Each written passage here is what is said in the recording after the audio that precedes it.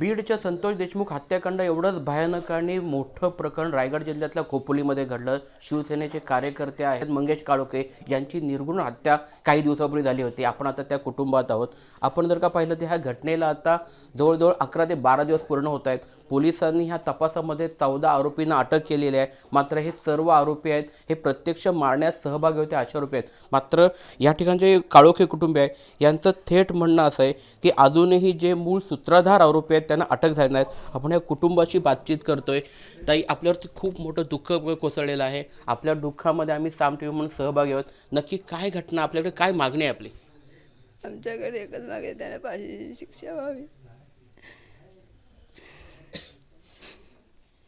यामध्ये कोणाचा हात होता आणि कोणाला आरोपी म्हणून अटक व्हायला पाहिजे अशी आपली यामध्ये प्रमुख मागणी असणार आहे? रवींद्र देवकर, उर्मिला देवकर, दिनेश देवकर, दर्शन देवकर आणि त्याचे साथीदार जेवढे आमच्या गावातून गेले आणि त्यांच्यावरचे पण जे भेटतील, भरत भगत, सुधा गारे। आतापर्यंत जो पोलीस तपास आहे त्या तपासाबद्दल तुमचं काय म्हणणं आहे? त्यांचा तपास चाललाय पण थोड्या हळूहळू चाललाय। ते पूर्ण स्ट्रिक घेत नाहीत। त्यांच्या कोणाचा जरी दबाव आहे त्याच्यामुळे ते स्ट्रिक घेत नाहीत। ताई, तुझे वडील गेले, छत्रछाया हरवलेली आहे, काय मागणी आहे पोलीस आणि प्रशासनाकडनं? त्यांना फाशी व्हावी एवढंच।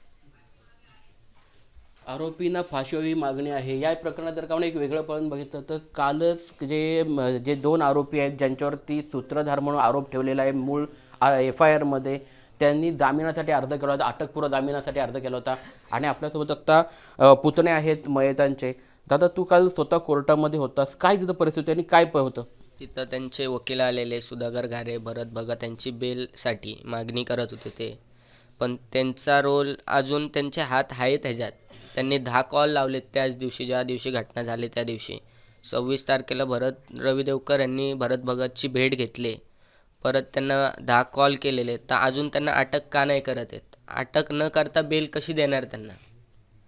त्याच्यात दखल घ्यावी अशीच विनंती आहे आमची। त्यांना आरोपींना पकडा पहिले, नंतर त्यांची चौकशी करा।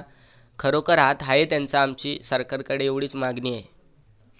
आपण जर का पाहिलं तर या ठिकाणी जर का आपण पाहिलं तर अप्रत्यक्ष व प्रत्यक्ष जे मैताचे नातेवाईक आहेत त्यांच्याकडून थेट सांगणं असं होतं आहे की पोलीस तपासामध्ये कुठेतरी ते असमाधानी आहेत। आणि जे मुख्य 2 जे FIR मधले जे 2 सूत्रधार आरोपी आहेत ज्याच्यामध्ये भगत आणि सुधाकर घारे, या दोघांनाही अद्याप अटक केली नाहीत।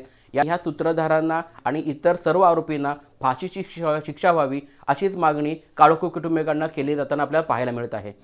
सचिन कदम, साम टीव्ही, रायगड।